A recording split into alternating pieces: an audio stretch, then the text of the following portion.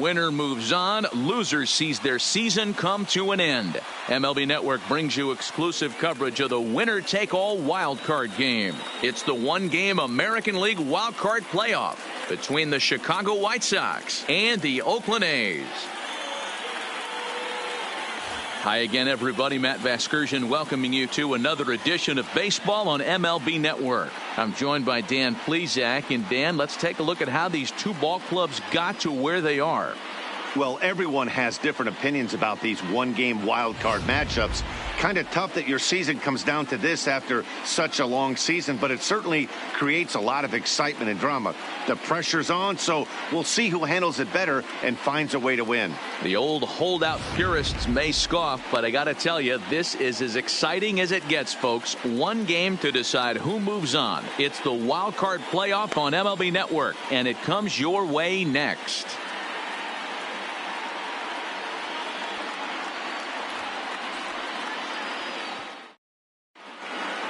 Getting close to first pitch here. Let's listen in to public address announcer Alex Miniak. And now, your 2020 Oakland Athletics.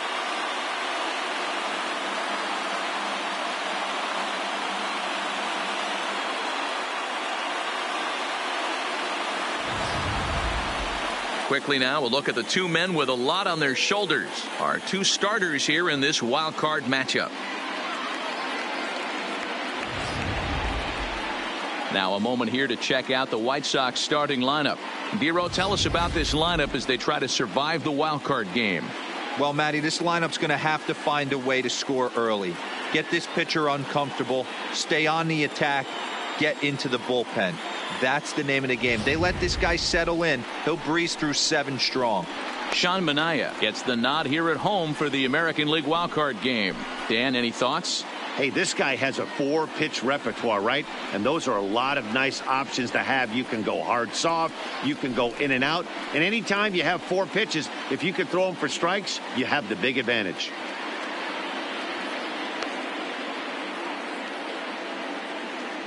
All right, guys, here's how the Oakland A's are lining up defensively.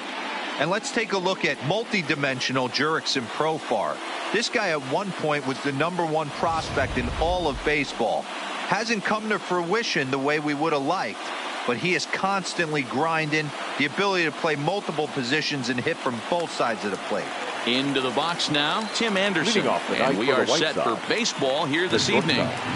Tim Anderson. First pitch of the at-bat on its way. And it's fouled away.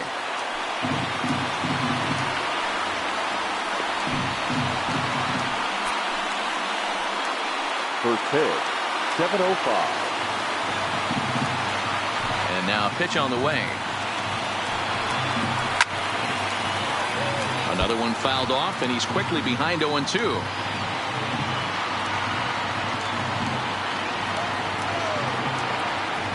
Wind-up and the 0-2 pitch. Hangs on him a bit that time as it's belted out toward deep center field. He leaps, but he can't get it. It's down for extra bases.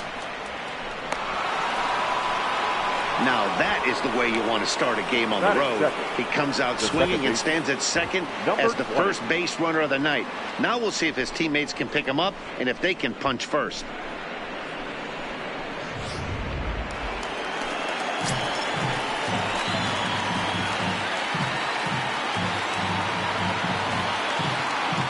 In now, number 20, as he'll take a look at ball 1. Great chance to drive in a run here in the early going.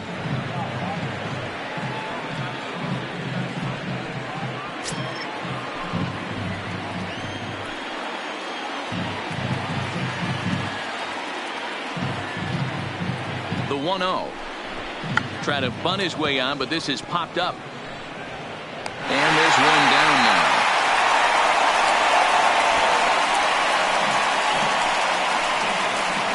Well, you know, he had a good idea right there. The infield was playing back, but it's not going to work out for him this time. That's a nice play to react, and they take care of him at first. So a runner on second with one down now, and that'll bring up the former top prospect as a minor leaguer, Yohan Moncada.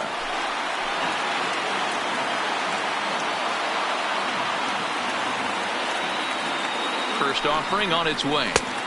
Strike taken up in the zone. You know, if I'm the hitter right here, I'm like, okay, you want to come get some early in the count? I was about to wait you out, but now game on.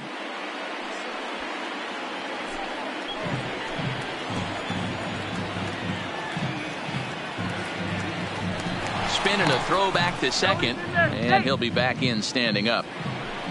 Anderson leads off second with one gone in the inning.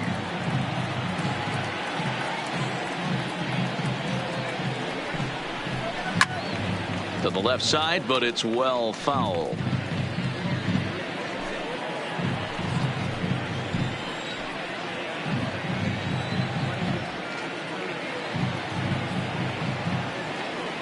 Ready on 0-2.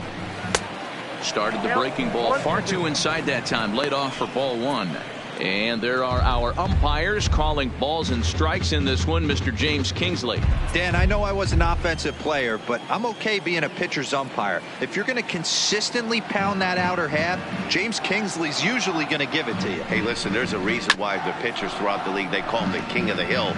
You move the ball a little bit off the strike zone, he's not afraid to put that arm up. He's a very good pitcher's umpire.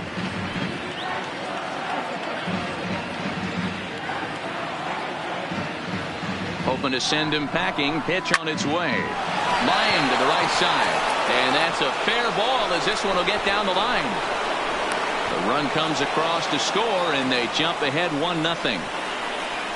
Boy, that has to feel good as a hitter, D-Roy. You get that base hit to give your team the lead. You have to feel good when you get down to first base. Yeah, it's just a nice approach. You see him turn to his boys right there and get fired up with the dugout. 100%. Not trying to do too much. Able to quiet the moment down, center himself, and come through in a big spot. Stepping in now, Eloy Jimenez. As the first pitch misses to him, it's ball one. Hey, I know there's a lot of game left, but that is such an important run there in the top of the first. Try and silence this crowd. I can't tell you, in postseason play, one run feels like 3 or 4. The 1-0 home. This ball will be chopped foul. Runner at first here, one man out.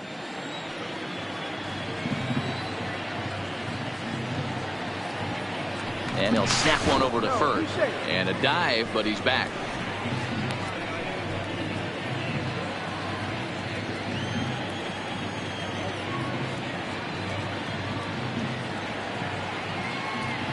The 1-1 home. Makes him swing and miss on a ball out of the zone for strike two.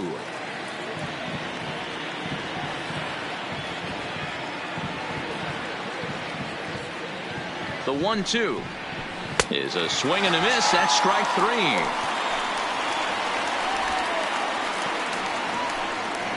That is pitch. The first baseman, Jose. So we're runner at first here with 2 gone in the inning. And one of the more prolific RBI men in the league the last few years, Jose Abreu, will bat next.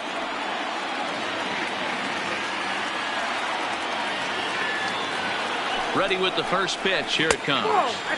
He'll start him here with a changeup, but it's taken for ball one. In his career, Abreu is quickly approaching 200 career homers, looking to inch closer here.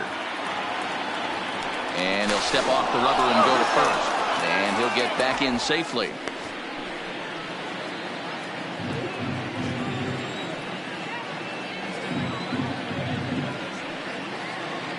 The 1-0. Is a changeup that drops below the knees for a ball. Abreu just rakes left-handed pitching. There's no real way to dispute that. However, he's not nearly as proficient when facing pitching from the right side. The 2-0 on the way. And a good spot for that pitch is it's chopped foul.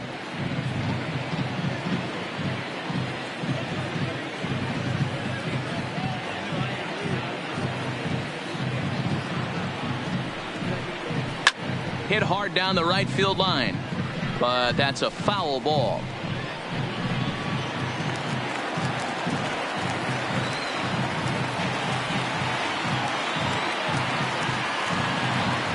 Working for the punch out and the offering.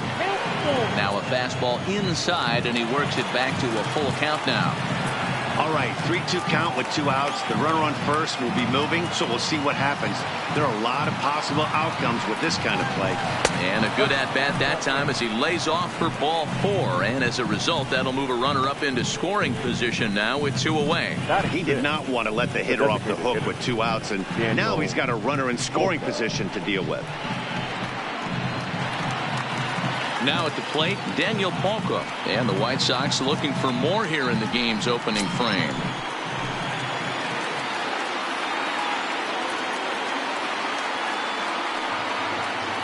First pitch of the at-bat. There's a drive high in the air and deep to left center field. Kenna ranging back to the track. On the warning track, he makes the catch. White Sox pick up just the 1. We'll move on to the bottom half of inning number 1. The White Sox lead this one 1-0.